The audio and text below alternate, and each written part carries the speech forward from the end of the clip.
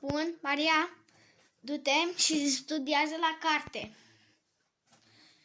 Imediat.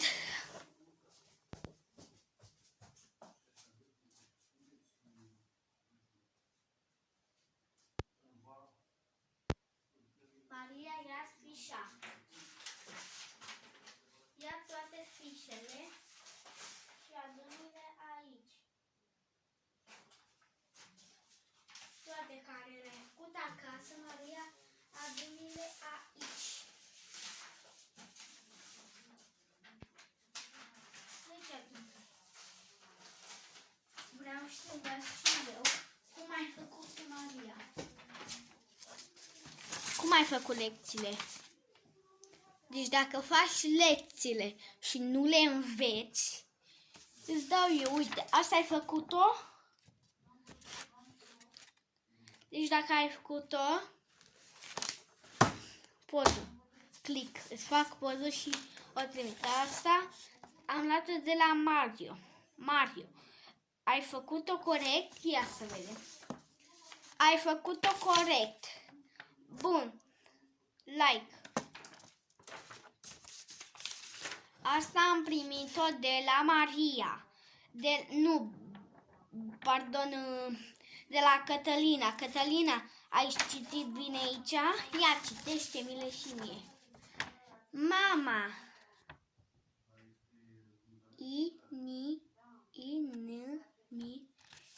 Pui. P-I. Bun, Maria, ai câștigat.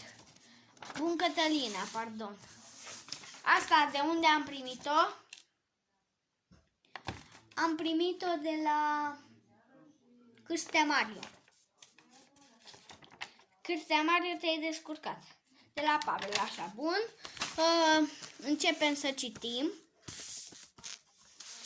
Dați la pagina numărul 33.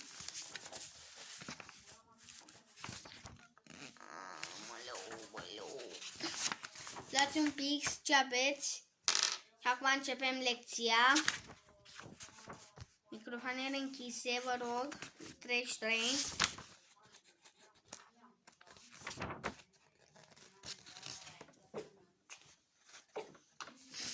Așa, mersi, Maria. Liniște.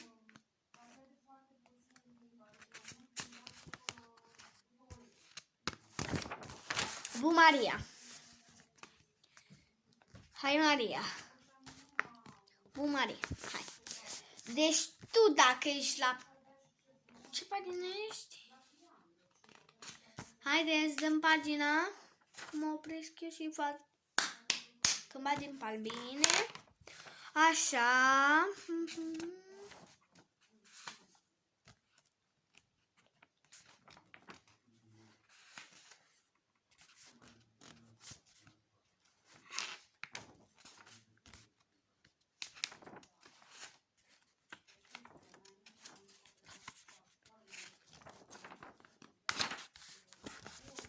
Maria, fii cu minte.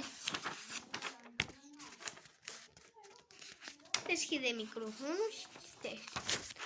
Dăm la pagina înapoi să vă citesc povestea. Bine, hai încep. Luați pixul și scrieți. Cum vă cheamă? Mateo. Așa. Cine e prezent? Mâna sus, cine e prezent și zice prezent. Maria, prezent. Prezentă. Marius, prezent.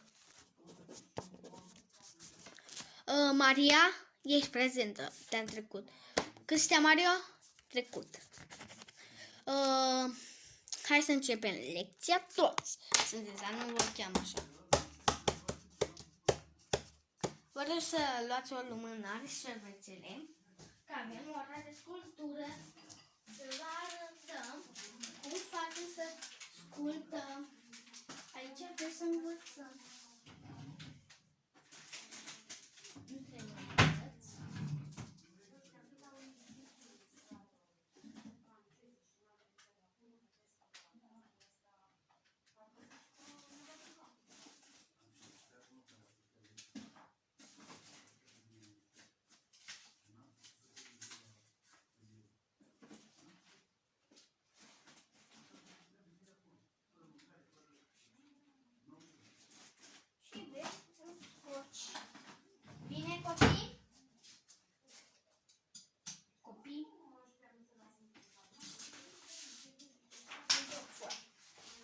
sunt care avem nevoie. Avem nevoie. Asta, beți, șervețele și lipici. Lipici îl aduc acum. Mario, fii cu minte. Mario, vezi că te văd. Sunt pe camera ta. Te văd. Pavel, fii cu minte. Pavel, fii cu minte, am zis. Hai copii, să începem ora. Închidem caietele și trecem la oră, bine? Deci aici am închis caietul.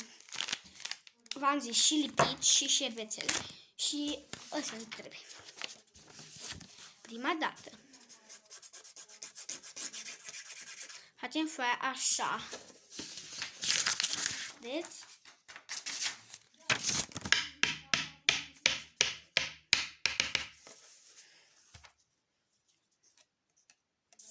prima facem o linie.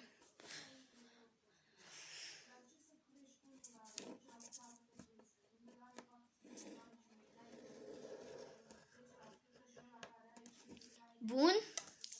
Altă linie.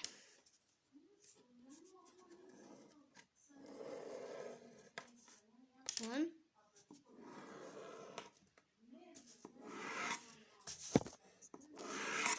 Matias, fii cu minte.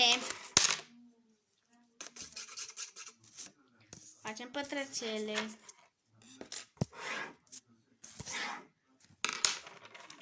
Punem lipici. Lipici să-l văd. Nu, scuzați-mă, bețe.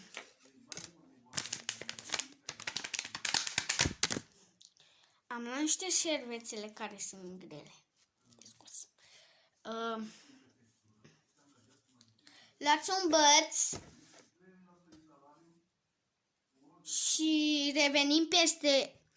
Puteți să închideți camerele, dar să nu vă prind. Așa. Închidem camera.